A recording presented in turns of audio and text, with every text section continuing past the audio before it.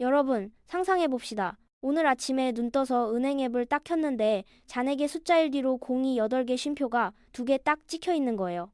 1억 원 어떠세요? 심장이 막 벌렁벌렁 뛰죠. 그동안 친구들 만나서 술 한잔 하는 거 참고 사고 싶은 옷 장바 구니에만 담아두고 편의점 도시락으로 끼니 때우면서 버텼던 그 지독했던 시간들이 머릿속을 스쳐 지나갈 겁니다. 아, 나도 드디어 해냈구나. 나도 이제 종잣돈이라는 게 생겼구나. 이런 뿌듯함이 온몸을 쫙 감쌀 거예요. 그런데 말입니다. 이 기분 좋은 성취감 뒤에 뭐가 기다리고 있는지 아세요? 진짜 잔인한 혼란이 시작됩니다. 당장 인터넷 커뮤니티 한번 들어가 보세요. 서울에서 순자산 10억은 서민이지. 요즘 1억 가지고 어디 서울에 전세나 구하겠냐. 이런 글들이 수백 개씩 올라와요. 기껏 피눈물 흘리면서 1억 모아놨더니 갑자기 나를 세상에서 제일 가난한 거지로 만들어버립니다. 자, 여기서 생존느 아르식 팩트체크 들어갑니다. 2025년 말에 발표된 자료를 보면요. 순자산 10억 넘는 가구는 전체에서 상위 11.8%밖에 안 돼요. 10가구 중에서 한 가구 조금 넘는 수준이라고요. 10억이 서민이라고요. 그거 다 현실감 없는 소리거나 여러분을 좌절시켜서 포기하게 만들려는 가스라이팅일 뿐입니다. 하지만 반대로 생각해 봅시다. 그럼 1억은 큰 돈일까요? 순자산 1억 안 되는 집이 우리나라의 30%나 됩니다. 그러니까 여러분이 1억을 모았다는 건 하위 30%를 뚫고 올라와서 이제 막 상위 70%의 문턱에 발을 들였다는 뜻이에요. 이제 겨우 출발선을 통과한 건데 진짜 충격적인 통계가 하나 더 있습니다. 1억을 모은 사람들 중에서 10년 뒤에도 그 자리를 지키거나 더 부자가 되는 사람은 10명 중에 3명도 안 됩니다. 나머지 7명은 어떻게 되냐고요? 다시 제자리로 가거나 오히려 빚더미에 앉아서 나락으로 갑니다. 왜 이런 일이 벌어질까요? 그건 바로 1억이라는 숫자가 주는 그 달콤하고 위험한 가짜 부자의 느낌에 취해서 파멸의 도미노를 스스로 밀어버리기 때문입니다. 오늘 그 잔인한 도미노 3단계를 하나하나 박살내 보겠습니다. 첫 번째, 파멸의 단계는 보상심리라는 이름의 독사과입니다. 1억을 모으기까지 여러분은 인간으로서 누리고 싶은 욕구들을 정말 지독하게 억눌러 왔을 겁니다. 뇌는 이미 도파민에 굶주려 있어요. 이때 통장에 딱 1억이 찍히면 우리 뇌가 미쳐서 명령을 내립니다. 야, 너 그동안 진짜 고생했잖아. 이 정도면 성공한 거지. 이제 너한테 상 좀 줘야 하지 않겠어? 이때 제일 먼저 눈에 들어오는 게 뭔지 아세요? 바로 여러분이 타고 다니는 그 낡아빠진 차입니다. 출퇴근할 때마다 10년 넘은 아반떼 몰면서 옆 차선에 번쩍거리는 독일 3사 세단이 지나갈 때 느꼈던 그 비참함. 1억이면 이제 그거 해소할 수 있을 것 같거든요. 마침 자동차 대리점 가보세요. 딜러들이 세상에서 제일 친절한 얼굴로 속삭입니다. 고객님, 2026년 신형 나왔습니다. 지금 계약하시면 60개월 무이자에 할인까지 팍팍 넣어드릴게요. 이건 안 사면 바보입니다. 자, 여기서 정신 똑바로 차려야 합니다.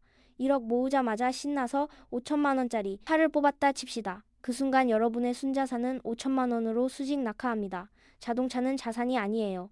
기름 부어줘야지, 보험료 내야지, 타이어 갈아야지 매달 내 돈을 갉아먹는 괴물입니다. 차키 딱 받는 그 황홀한 순간 여러분의 인생에서 10억 부자가 될 확률은 절반 이하로 떨어지는 거예요. 계산 한번 해볼까요? 그 5천만 원을 연봉리 8%로 14년만 굴려도 1억 5천만 원이 됩니다. 근데 차를 사는 순간 그 기회비용은 공중분해 되는 거예요. 14년 뒤에 여러분의 차는 얼마일까요? 아마 500만 원도 못 받는 고철덩어리가 돼 있겠죠? 그러니까 지금 차를 산다는 건 10년 뒤에 내가 가질 수 있는 현금 1억 5천만 원을 미리 불태워버리는 화형식이나 다름없습니다. 잠깐의 기분을 사고 남은 인생을 팔아치우는 짓, 그게 바로 1억 모으자마자 카푸어의 길로 가는 사람들의 비참한 결말입니다. 두 번째 단계는 안전하게 가난해지는 예금의 함정입니다. 차 유혹 잘 참으셨나요? 그럼 이제 그 돈을 어디에 두실 건가요? 100이면 100 이렇게 말합니다. 네, 피 같은 돈 절대 잃으면 안 돼. 무조건 은행 예금에 넣어야지. 원금 손실 나면 나 죽어. 이게 바로 두 번째 파멸의 시작입니다. 2026년 지금 은행 금리가 2.8% 정도 된다고 해봅시다.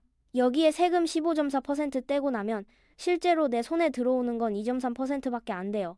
근데 물가 상승률 보세요. 장바구니 물가 월세, 외식비 우리가 먹고 사는 모든 게 2.4% 넘게 오르고 있습니다.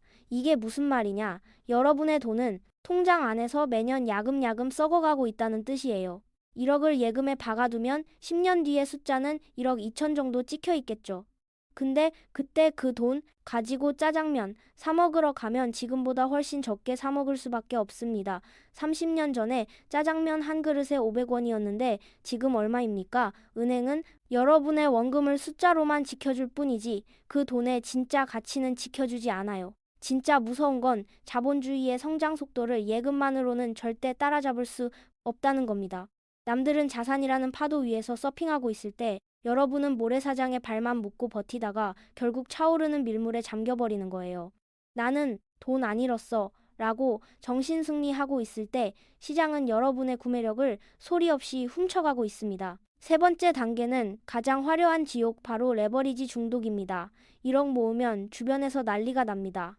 야, 너 이제 종잣돈 생겼으니까 대출풀로 땡겨서 집 사야지. 지금 안 사면 평생 못 사. 이런 말에 심장이 요동칩니다. 마침 정부에서 정책이 나와요. LTV 80% 해주겠답니다. 1억만 있으면 5억짜리 번듯한 아파트 살 수 있다는 거예요. 그 말 듣고 4억을 대출받아서 내 집 마련의 꿈을 이룹니다. 주변에 자랑도 하고 집들이도 하겠죠. 근데 그 집, 진짜 여러분 겁니까?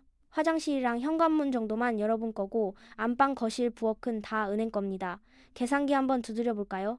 4억 대출받고 금리 3.5% 내면 매달 이자만 116만 원입니다. 거기에 원금 조금 상환하고 관리비 30만 원 내면 숨만 쉬어도 한 달에 160만 원이 통장에서 삭제됩니다. 월급 500 받는 직장인이 생활비 좀 쓰고 나면 저축할 돈이 한 푼도 안 남아요. 우린 이걸 하우스푸어라고 부릅니다. 자산의 80%가 빚인 상태에서 집값이 단 10%만 빠져도 여러분의 소중한 순자산 1억은 반토막이 나는 거예요.